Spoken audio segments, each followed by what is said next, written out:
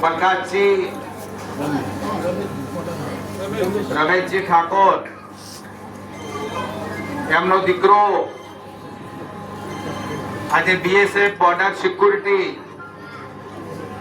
ની ટ્રેનિંગ લઈ અને આપણા માતૃ વતનમાં આજે પરત ફર્યો છે. આપણો આ દીકરો બોર્ડર સિક્યુરિટી ઉપર લડે છે. આ ભાઈઓ બેઠી છે ને મારે કેવું છે બોર્ડર સિક્યુરિટી એટલે શું કોઈને ખબર છે? વાતો કરવી છે પણ ઓગળવું નહીં. તમને ટાઈમ મળે ઘેર ની વાતો કરજો, અત્યારે 2 મિનિટ ઓગળો એટલે તમને વાતને ખબર પડે.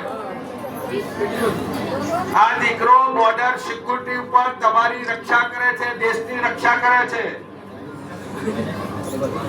ત્યાં એકબીજા દેશની હોમે હોમે ગોળીઓનો જણજાર વરસતો હોય એવી જગ્યા પર આ દીકરો આપણો નોકરી કરે. સાહેબ અભિનંદન. આપણે બધા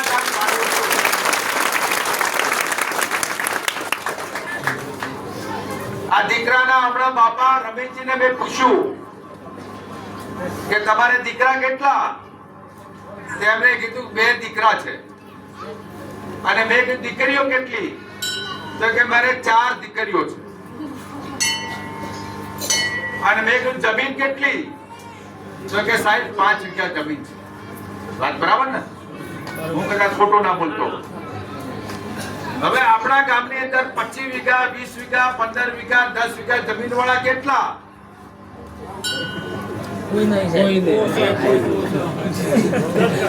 ઓછા. આ દીકરાને 6 જણનો પરિવાર હોવા છતાંય પેટે પાટા પોતી ખેત મજૂરી કરી અને મારા દીકરાને આજે ભણાવીને બોર્ડર સિક્યુરિટીમાં મૂક્યો. તમને બધાને થોડી ઘણી કોઈને રી ચડે કે મારા દીકરાને કે મારી દીકરીને તલાટી, ટીડીઓ, મામલતદાર કે કોઈ સારી જગ્યા પર ભણાઈને મૂકવું એવી કોઈને રી ચડે? આ દીકરાને આજે શેઠ તમે પાર્સલ થી મોડીને અને ગાડીમાં ડીજે ના તાલ સાથે તમે એનું સ્વાગત કર્યું. ડીજે તો આ ગામમાં બંધ છે. અભિનંદન. બરોબર છે. ઢોલના નગરે આજે એનું સ્વાગત કર્યું અને સમગ્ર આખું ગામના આજુબાજુ સગાવાલા એના રિશ્તેદારો આજે એને સ્વાગતમાં જોડાયા. કેમ જોડાયા? આ દીકરો બોર્ડર સિક્યુરિટી ઉપર નોકરી કરીને ટ્રેનિંગ લઈને આવ્યો છે એટલે જોડાયા. આપણે બધાએ નક્કી કરવાનું છે આજે માં કાળીની સાક્ષીએ કે મેં મારા દીકરાને કોઈ પણ ભોગે કોઈ પણ તકલીફ પડશે તો પેટે પાટા બાંધીને મારા દીકરાને કે દીકરીને ભણાવીશ એવું તમારે આજથી હોય નેમ લઈને જવાનું છે. અને આજથી સમય મર્યાદા પ્રમાણે એનો સમય જ્યારે પૂરો થાય એ મારો દીકરો છેક ફરી પાછળથી આજે બોર્ડર સિક્યુરિટી, મિલિટરી, ડીડીઓ, મામલતદાર, તલાટી, માસ્ટર થઈને આ મા કાળીને ફરી દર્શન કરવા આવે એવી આપ સૌને વિનંતી કરવા માટે આવે. હે ભગવતી, હે મા કાળી, હે સદારામ બાપા, મેં તમારી ક્યાંય ભક્તિ કરી હોય અને ક્યાંય તમારા માટે ક્યાંય મેં કોઈ ભક્તિનો લોભો હાથ કર્યો હોય તો મારો દીકરો બોર્ડર સિક્યુરિટી ઉપર નોકરી કરે છે એની રક્ષા કરે. મા કાળી કાળે હોમો દુશ્મન જ્યારે આવે મારી દીકરાના હોમે લડવા ત્યારે તું 2 હાથ વાળી લોભો હાથ કરી અને આ દીકરાનું રક્ષણ કરજે એવી તારા ચરણોમાં. આ નોકરી જેવી તેવી નથી.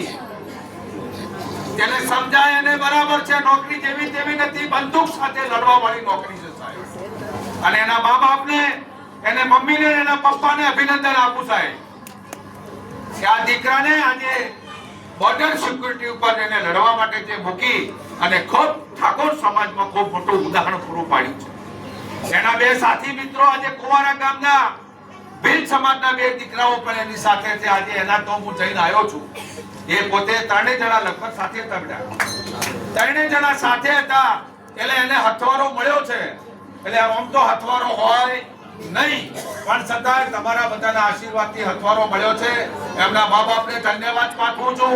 સમાજના બીજા દીકરા દીકરો ભણે નોકરી મેળવે અને સમાજમાં નામ રોશન કરે. અને સાથે સાથે એટલી વિનંતી કરતો જાઉં છું કે આપણે વ્યસન મુક્ત કરીએ અને વ્યસન મુક્ત બની અને સમાજમાં નામ રોશન કરીએ.